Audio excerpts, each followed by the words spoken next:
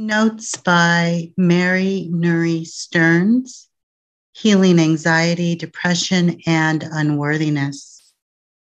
Neuroplasticity, your brain's ability to organize and learn.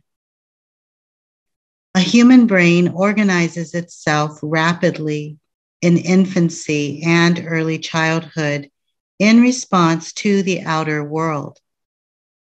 Some say a child's brain is like a sponge that soaks up information from the environment around it. How this learning occurs is interesting. The brain reorganizes by forming new neural connections. Specifically, what changes is the strength of connections between actively engaged neurons. Not surprisingly, the strength increases when experience is emotionally charged and also when it is frequently repeated. Neural connections become embedded for better or for worse as habits that carry on outside awareness are conscious or unconsciously done. For example, you don't think about how to tie shoelaces or how to say hello to your friends. You just do it. Additionally, neural connections make conscious learning possible, such as when you painstakingly learn computer software programs, no matter how old you are. Your adult brain is not static, even though it is patterned. It continues to detect and respond to life as it occurs inside of you and around you.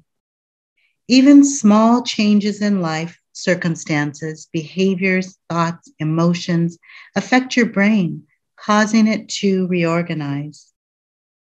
There may be brain changes with aging that require you to be more intentional when learning some new skills. However, throughout your life, you can enhance your brain's plasticity with focused attention, determination, hard work, and a lifestyle that includes healthy nutrition, exercise, and friendships. Overall, this information is encouraging and lets you know that your efforts to change make a positive difference. I love this work by Nurrie Stearns. I love the neuroscience that she incorporates in helping patients alleviate overwhelming stress, anxiety, depression, worry, etc. I guess I'm a bit of a nerd. I love bringing the neuroscience together with the clinical strategies that I have found have worked for many, many years, even in clinical management when working at a psychiatric facility, whether it's doing private practice work or working with people who have chemical dependency issues and want to alleviate their drug and alcohol problems, or whether it was working with their families or working with people with childhood trauma, young people who've been in gangs, empowerment groups for people who've been in power and control dynamic relationships. I just have noticed that there's certain clinical strategies that really work for self-regulation as well as empowering the spirit of the person. A lot of our work as clinicians is not just teaching, not just the psychoeducation piece and teaching the actual action steps like breathing techniques and self-regulation techniques, but we're also breathing life. Those of us who are awake, we're breathing life into the spirit of a human that maybe has lost hope. So for me, bringing in the neuroscience, talking about clinical neuroplasticity, it's so exciting and encouraging because along with our breath exercises and our meditation practices and our spirituality and our energy clearing and the clinical techniques that we know work, understanding the brain that it is learning still. We know that the brain begins to hardwire around age 25, depending on different experiences, depending on upbringing and trauma. It could be a little bit later than age 25, but we kind of hardwire our personalities really show up and develop around that age. So who we are, who we're going to be is pretty obvious by 25 years old. But it's really encouraging to know that clinical neuroplasticity is still available to us. We can still learn with intention, with hard work, with intentional effort to change and be better. We can continue to adapt. We can learn. We can grow. We can become better, more empowered versions of ourselves. Now, I had the privilege of studying under Dr. Milton Mortar before he passed away. He was a scientist. Neuroscience was his thing. And he is the founder and creator of bioenergetic synchronization technique, also known as BEST. There are BEST practitioners all over the world because of his incredible work and training. I did work with him. I did train under him a few years before he passed away, and such a brilliant mind who originally, he said he was an atheist, but actually studying science and looking at nature, he changed and began to practice a non-religious spirituality because the more he studied science, he saw there was no discrepancy between science and spirit. The more he looked at nature, he couldn't see anything but what he called God. I love that.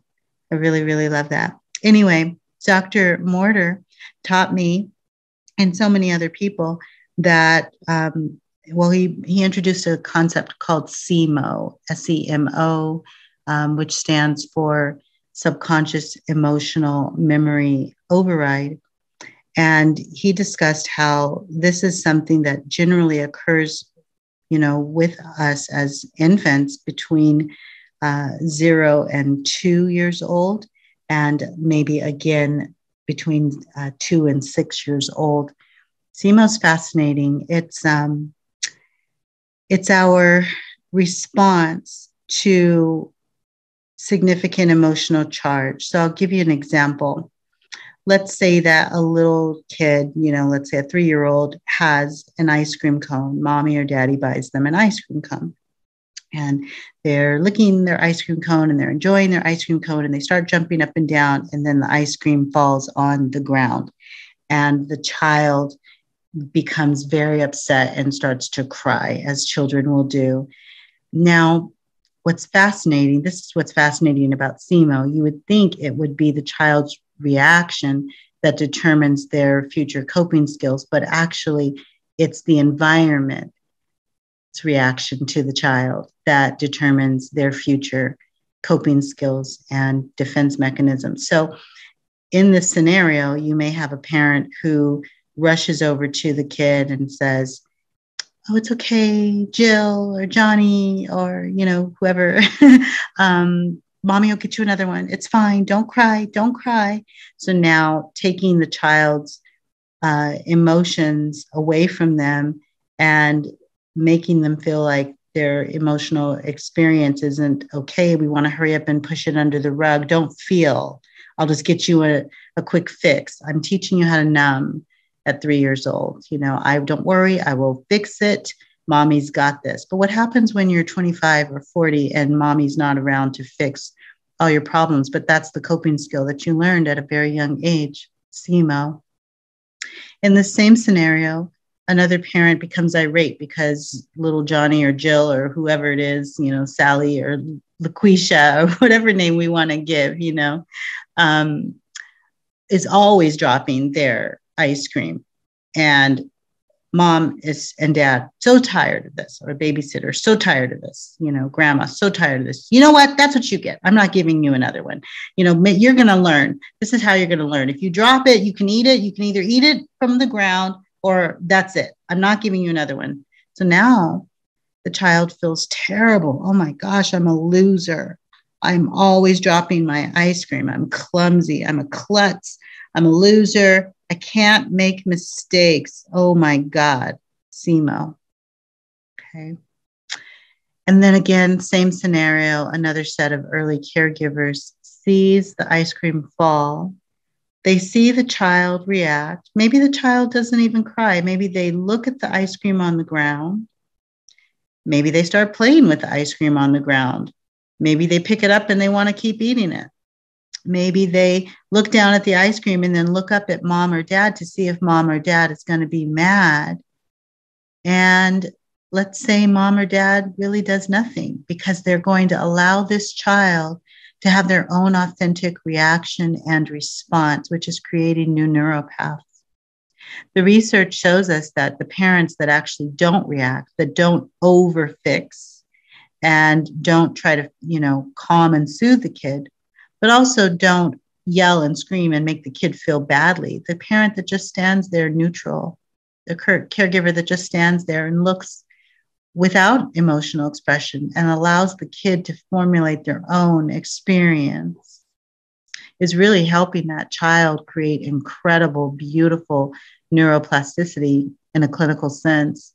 That child is able to feel what it feels and express however it wants to express without the environment contributing to its experience. And this way, if the child does scream and throw a tantrum, then you can say, how are you feeling? What's going on with you right now? Are you hurt? You can ask questions to allow the child to begin to self-regulate in the moment and realize that this isn't the worst thing in the world. It's not the end of the world. You can self-regulate. Maybe we'll buy you another ice cream. Do you even want another ice cream? Maybe the child wants a lollipop or maybe wants, some water. We won't know unless we actually ask the right questions and do some investigation. All of this addresses it actually can prevent the subconscious emotional memory override. Instead of us looping and catapulting into negative fight or flight responses, we can learn to self-regulate at a very young age, all based on how our environment or our early caregivers address, would-be quote-unquote problems.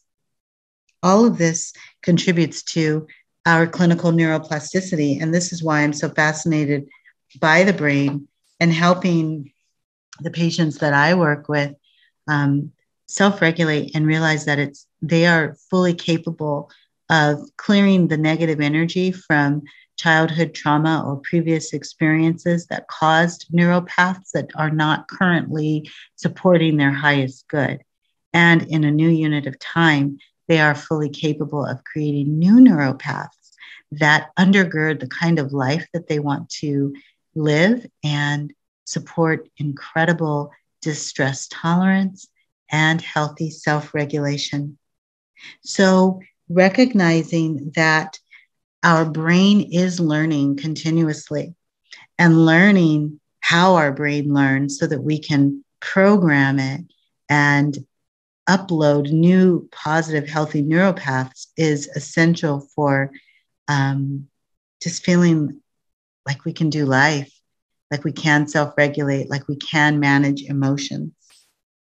Now, once we recognize that our brain is continuously learning, we also want to not only teach the brain new things, but we also want to learn to calm our nervous system. So we often talk about breath, especially those of us spiritually intuitive therapists. We incorporate breath and meditation in the work that we do. As you are first learning about breath, breathing, meditation, calming your nervous system, it may be helpful for you to just understand that you want to find a quiet place. You want to sit comfortably. And I'm going to actually highlight some very simple breath exercises that Nurrie Stearns suggests in her book, Healing Anxiety, Depression, and Unworthiness. She says this 3-part practice calms your nervous system, focuses your attention, and cultivates a compassionate relationship with yourself. You first want to sit comfortably in a quiet setting. And you want to breathe in and bring your hands to your heart. So imagine having maybe left hand over the center of your chest and then the right hand over the center, wherever you consider your heart. I know a lot of times people think the heart is all the way over to the left. I think we've discovered that the heart is really more in the center, but place your hands over your heart. Breathe out. Breathe in. Breathe in. Breathe out. And bring your hands to your lap. Slowly repeat this process several times. So you sit down, cross-legged position or lotus position. Bring your hands over your heart. Breathe in. Breathe out. And then slowly bring your hands down to your lap. You can place them on your knees if you like. And you'll do that process several times just to get your brain and body in sync, calming the nervous system. And then you'll sit with your folded hands by your chest to quietly center. Close your eyes and focus on your heart. This is an attentional focus exercise. It's a self-regulation exercise. It calms the nervous system. And because we're using breath, we're oxygenating the brain, bringing balance to the right and left brain hemispheres, and we're syncing the brain and the body.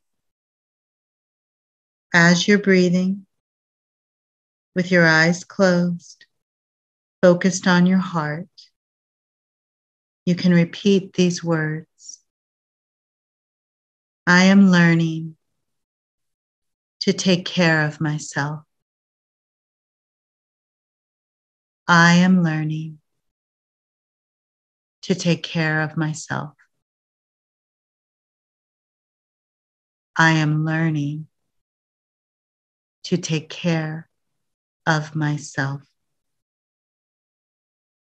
This is actually a yoga and breathing sequence. It's an introductory practice to beneficial self-care that trains your brain in the ways of calmness and kindness.